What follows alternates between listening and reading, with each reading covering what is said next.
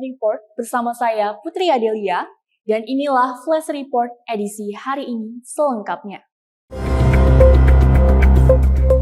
Hanya berselang sehari, pasca Korps Bayangkara merayakan ulang tahun yang ke-80, kinerja Polri kembali diuji. Seorang perwira tinggi aktif terjerat dalam pusaran korupsi mega proyek nasional. Pasalnya, institusi Polri baru saja mengklaim sederet capaian impresif, termasuk tingkat kepercayaan publik yang meroket di atas 80%. Sebuah tamparan keras bagi komitmen reformasi internal institusi Polri. Direktorat Penyidikan Jampitsus Kejaksaan Agung resmi menetapkan Brigadir Jenderal Polisi Lalu Muhammad Iwan Mahardan sebagai tersangka ketujuh dalam kasus dugaan korupsi tata kelola makan bergizi gratis atau MBG di Badan Gizi Nasional untuk periode 2025-2026. Jenderal Bintang 1 yang tengah diperbantukan sebagai Sekretaris Deputi Bidang Promosi dan Kerjasama BGN ini diduga kuat memanfaatkan otoritasnya untuk mengeruk keuntungan pribadi. Kami menetapkan satu orang tersangka lagi, yaitu Saudara LMI. Ini menjabat selaku Kepala Biro Hukum dan Humas BGN itu sampai Maret 2025 dan saat ini selaku Sekretaris Deputi Bidang Promosi dan Kerjasama pada BGN. Jadi perannya adalah pada tahun 2025 ini Saudara LM ini meminta saksi YCS dan RD mendirikan suatu perusahaan dengan tujuan sarana untuk melakukan penjualan alat berupa food tray kepada calon mitra SPBG dengan harga yang sudah ditentukan oleh tersangka LMI. Jadi dalam harga tersebut itu termasuk ada bagian kepada Saudara LMI untuk supaya titik tersebut di-approve atau disetujui dengan penjualan ompreng itu.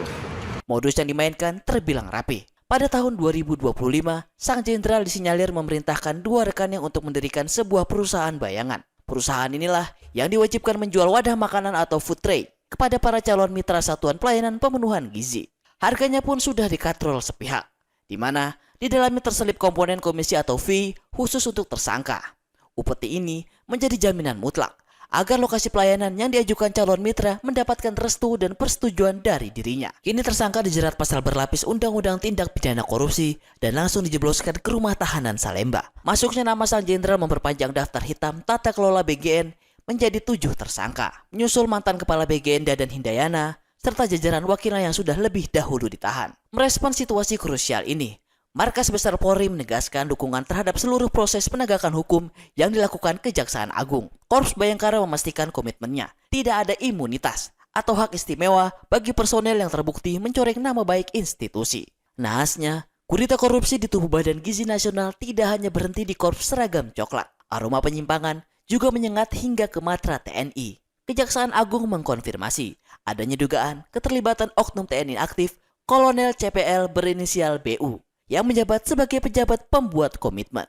Berbeda dengan sektor food tray, oknum kolonel ini diduga bermain dalam penggelembungan harga serta pengondisian vendor pada proyek pengadaan belasan ribu sepeda motor operasional BGN. Namun, statusnya sebagai prajurit aktif, penanganan kasusnya mesti dilimpahkan Kejaksaan Agung Muda Tindak Pidana Militer.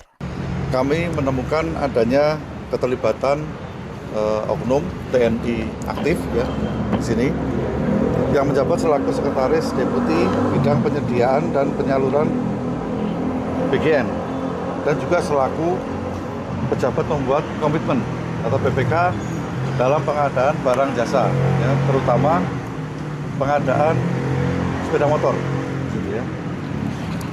Untuk itu penanganan terhadap oknum tersebut, yaitu Saudara BU, itu dilaksanakan secara koneksitas bersama dengan penyidik pada Jaksa Agung Muda Militer. Dilaksanakan secara koneksitas. Publik kini menunggu sejauh mana komitmen bersih-bersih ini mampu menyelamatkan program strategis nasional yang bersentuhan langsung dengan hajat hidup generasi masa depan. Dari Jakarta, Robi Kurniawan, Eljon Media melaporkan. Pemerintah Venezuela melaporkan jumlah korban meninggal akibat gempa bumi kembar berkekuatan magnitudo 7,2 dan 7,5 yang mengguncang negara itu pada 24 Juni lalu kini meningkat menjadi 2.295 orang.